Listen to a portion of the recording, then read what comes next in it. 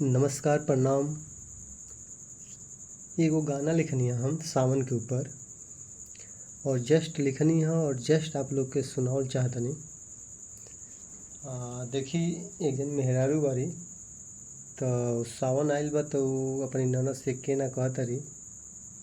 आई सबे गीत के माध्यम से सुनी सबे।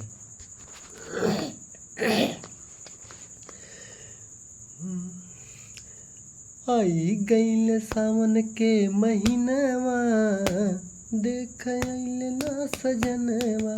आई गईल सावन के महीनवा देख आइले ना सजनवा।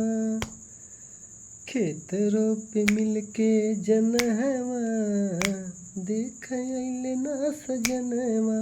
आई गईल सावन के महीनवा देख आइले ना सजनवा।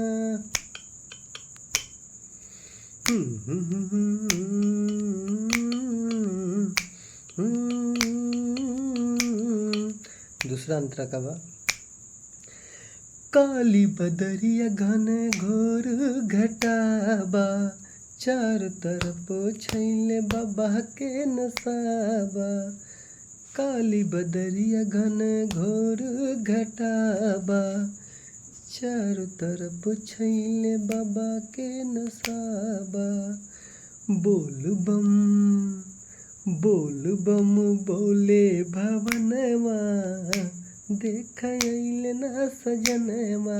बोल बम बोले भवनवा देख आइले ना सजनवा। कीच काच गलिया सुहावन देख आइले ना सजनवा। तीसरा अंतरा का बा। कीच काच गलिया सुहावन लगे चारों तरफ हरियावन लगेला। कीच काच गलिया सुहावन लगेला चारों तरफ हरियावन लगेला। रिम झिम बरसे पुहरवा देख आइले ना सजनवा।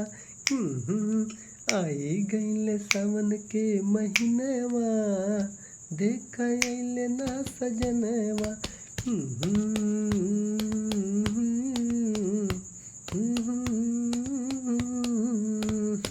थोड़ा सा ऊपर नीचे करके सुनौनी है हर ओवर, ऐसे कि कहीं गाना चोरी ना हो जा। जस्ट लिखनी है और आप लोग के सुनौनी है, ठीक बा।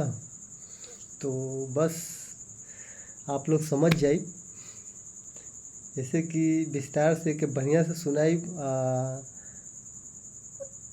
पूरा सुना दे तो कहीं गाना ना चोरी हो जाए, यही से उल्टा पुल्टा करके मैं सुनौनी है। बाकी आप लोग समझदार बानी, प्यार आशीर्वाद दे सबे। जय महादेव, हर हर महादेव, जय श्री शंभू।